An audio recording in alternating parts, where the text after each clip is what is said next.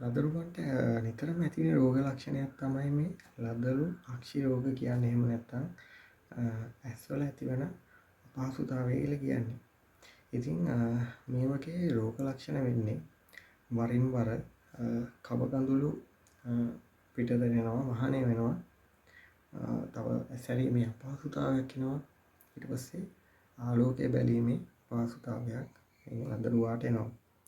මම ආයි කියන්නේ වරින් වර කබ කඳුළු වහනය වෙනවා, ඇසැරීම අපහසු වෙනවා, ආලෝකය බැලීමේ යම්කිසි අපහසුතාවයක් ඇති වෙනවා. ඉතින් ඔයාලට පුළුවන් ලදරුවෙක් නිසා සමන් පිච්ච මල් වල පොට්ටනියක් විතර බැඳලා ඔයාලට ගෙවත් එකේ වුණා මේ සමන් පිච්ච මල් හොයාගන්න පුළුවන්. යට පිච්ච නෙමෙයි, සමන් පිච්ච මල් පොට්ටනියක් බැඳලා තැඹිලි ගෙඩියක තියෙනවනේ වතුර, මේ වතුරින් පොඟවලා වරින් වර ඇසට තෙපුල් දෙන්න. තවත් පුළුවන් ඔයාලට අරලු, බුළු නෙල්ලි, තව ඕන කැබැල්ල පොතු සුඹුල. ඒ කියන්නේ අර සුඹුල් කියලා කියන්නේ අර මේ පොඩි කරාට පස්සේ ඒවා. කැබැල්ල පොතු වල සුඹුල අරගෙන කෝමාරික මද අරගන්න. එතකොට තියෙනවා ද්‍රව්‍ය පහක් තියෙනවා. මේ ද්‍රව්‍ය පහ හොයා ගන්න ඕන. මේ ඔයාලා සමභාගව තමයි ගන්න ඕන. සමභාග වලින් මේක අරගෙන පොට්ටනියක මේක දාලා තැඹිලි වතුරේ පොඟවල මේක වරින් වර අර කලින් වගේම ඇසට තෙපොල් දෙන්න. මේ ක්‍රමේදී ඔයාලට පුළුවන්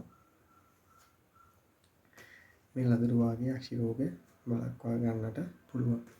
ඉතින් සරල මාතෘකාවක් ගැන කතා කරේ, ඒත් මේක ගොඩක් අයට වැදගත් වෙන්නේ නැති කියලා හිතනවා නොදන්න කාරණාවක් නිසා. මම මුලින් ඉඳලම මේ රෝගයට මේ විදියට කරන්න කියලා මම හැම වීඩියෝ එකම කියලා තියෙනවා. මේ එක මාතෘකාවක් විතරයි දැන් කතා කරේ ලදරු අක්ෂි රෝග ගැන.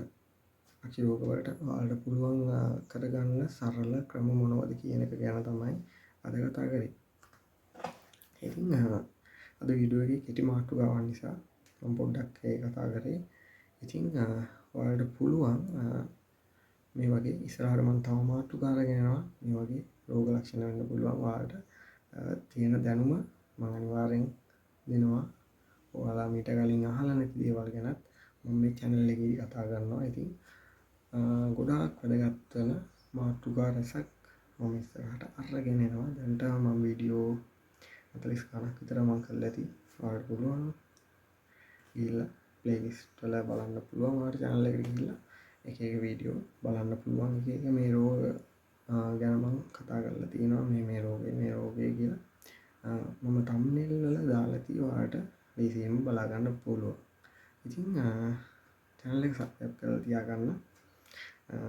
අද වීඩියෝ එක කෙටි වුණත් ඔයාලට වැදගත් වෙන්න ඇති කියලා හිතනවා. වැදගත්කම තිබ්බනම් ඔයාලා අනිත් හැමෝටම බලන්න මේ වීඩියෝ එක ෂෙයා කරන්න.